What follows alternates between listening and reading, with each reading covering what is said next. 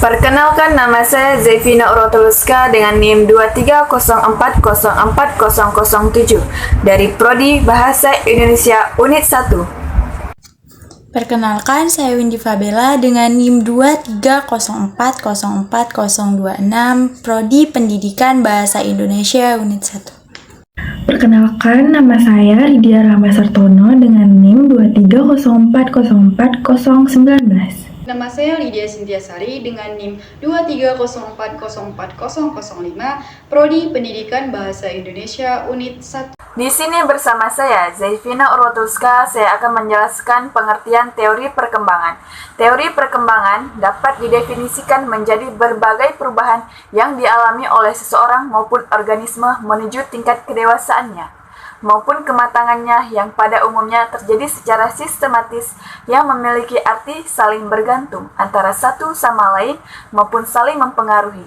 Progresif yang memiliki arti maju, meningkat serta mendalam, dapat berupa kuantitatif dan juga kualitatif serta berkesinambungan yang menyangkut baik fisik dan juga psikis. Teori perkembangan manusia. Terdapat 4 teori perkembangan manusia yang dikemukakan oleh para ahli, yang terdiri sebagai berikut. Yang pertama, teori empirisme. Teori perkembangan manusia pertama yang dikemukakan oleh John Locke adalah teori empirisme. Teori ini sendiri memiliki anggapan bahwa perkembangan seseorang dipengaruhi dari berbagai pengalaman yang diperolehnya selama perkembangan sejak lahir sampai dewasa. Pada teori empirisme ini, pendidikan serta pergaulan masuk ke dalam sebuah pengalaman, di mana dijelaskan pula pada teori ini manusia merupakan sebuah kertas putih dan nantinya individu tersebut akan menjadi apa bergantung terhadap apa yang dituliskan pada kertas tersebut. Yang kedua yaitu teori nativisme. Teori perkembangan manusia kedua yang dikemukakan oleh Arthur Schopenhauer adalah teori nativisme.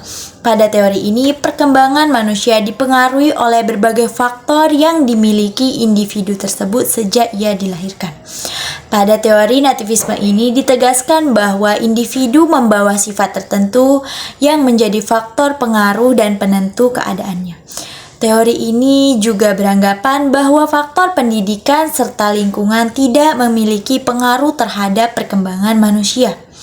Dengan hadirnya teori ini, terdapat pula pandangan di mana individu telah ditentukan pada sifat-sifat yang ada yang tidak bisa diubah sehingga membuat seseorang sangat bergantung terhadap sifat yang diturunkan oleh kedua orang tuanya. Hal ini pun menimbulkan pandangan pesimistis pada bidang pendidikan, di mana adanya pandangan bahwa pendidikan tidak berdaya untuk menghadapi perkembangan manusia yang ada. Dengan demikian, terdapat pertentangan dengan kenyataan yang ada di lingkungan, dikarenakan sejak zaman dahulu hingga saat ini, banyak orang berusaha mendidik generasi mudanya melalui pendidikan sebagai hal yang dapat, perlu, dan harus dilakukan. Oleh sebab itulah, teori nativisme ini tidak bisa diterima oleh para ahli. Hal tersebut dikarenakan teori ini tidak dapat dipertahankan maupun dipertanggungjawabkan di dalam lingkungan yang ada pada saat ini. Teori perkembangan manusia ketiga yang dikemukakan oleh J.J. Rousseau adalah teori naturalisme. Pada teori ini, beliau mengemukakan pendapatnya bahwa semua anak adalah baik ketika baru datang dari tangan Sang Pencipta, namun semua menjadi buruk di tangan manusia. Aliran teori ini juga dapat disebut sebagai aliran negativisme. Hal tersebut dikarenakan pendidik memiliki kewajiban untuk membiarkan pertumbuhan anak didik dengan sendirinya maupun diserahkan kembali pada lingkungannya. Pernyataan di atas memiliki makna bahwa seorang anak tidak memerlukan pendidikan, namun yang diperlukan adalah untuk seorang pendidik menyerahkan anak tersebut ke alam, agar pembawaan yang baik sejak lahir tersebut tidak menjadi rusak dengan adanya proses kegiatan pendidikan yang dilakukan tersebut. Teori naturalisme ini memiliki anggapan bahwa alamlah yang menjadi faktor penting dalam pendidikan seorang anak. yang membuat anak tersebut bukanlah hasil bentukan dari pendidikan yang didapatkan di sekolah formal, melainkan alam. Yang keempat adalah teori konvergensi. Teori perkembangan manusia keempat ini dikemukakan oleh William Stern. Teori ini sendiri merupakan sebuah gabungan di antara dua teori manusia, yaitu teori nativisme serta teori empirisme.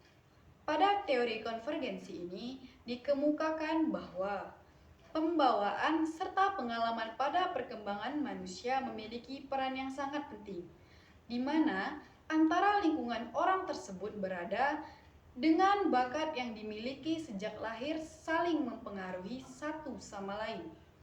Teori ini juga mengatakan bahwa setiap individu telah memiliki bakat, akan tetapi agar dapat berkembang bakat tersebut harus berada atau menemukan lingkungan yang sesuai dengan individu tersebut. Selain bakat yang dimiliki, ada juga pertimbangan mengenai kematangan seseorang, di mana walaupun bakat yang dimiliki individu tersebut sudah menemukan lingkungan yang tepat, belum tentu bisa berkembang jika belum adanya kematangan.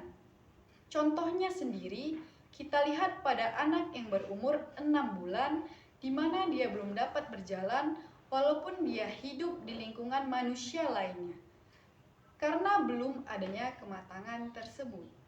Untuk mempelajarinya mengenai bakat yang dimiliki oleh manusia serta berbagai keistimewaan lainnya, Gramets dapat menjadikan buku Menjadi Manusia Istimewa sebagai referensi pembelajaran. Perkembangan manusia memiliki 4 tujuan, yaitu untuk memberikan gambaran, penjelasan, peramalan, dan intervensi. Ketika kita mengatakan bahwa si Harin sudah dapat berjalan di usia 10 bulan, Akhtar yang berusia 3,5 tahun sering memukul teman di kelas. Ana belum bisa bicara hingga usia 4 tahun. Berarti kita sedang memberikan gambaran tentang perkembangan anak-anak tersebut. Selanjutnya, ketika kita mencoba mencari tahu mengapa Harin sudah bisa berjalan di usia 10 bulan, mengapa Akhtar sering memukul teman di kelasnya, atau mengapa Ana belum bisa berbicara di usianya yang keempat tahun, kita sedang memberikan penjelasan dari perkembangan yang terjadi pada anak-anak itu. Dari gambaran dan penjelasan yang didapat, kita pun dapat membuat peramalan. Misalnya, Ana diprediksi akan memiliki masalah dalam bidang akademik nantinya, atau Akhtar diprediksi dapat menjadi anak yang oposisional jika perilakunya tidak segera ditangani. Pada akhirnya, dengan mempelajari perkembangan manusia, kita dapat mengupayakan intervensi yang tepat sehingga anak dapat berkembang dengan optimal. Misalnya, menganjurkan Akhtar untuk mengikuti terapi modifikasi perilaku untuk menurunkan perilaku agresifnya, atau menganjurkan anak untuk mengikuti terapi wicara serta pemeriksaan lebih lanjut ke psikolog. Sekian dan terima kasih.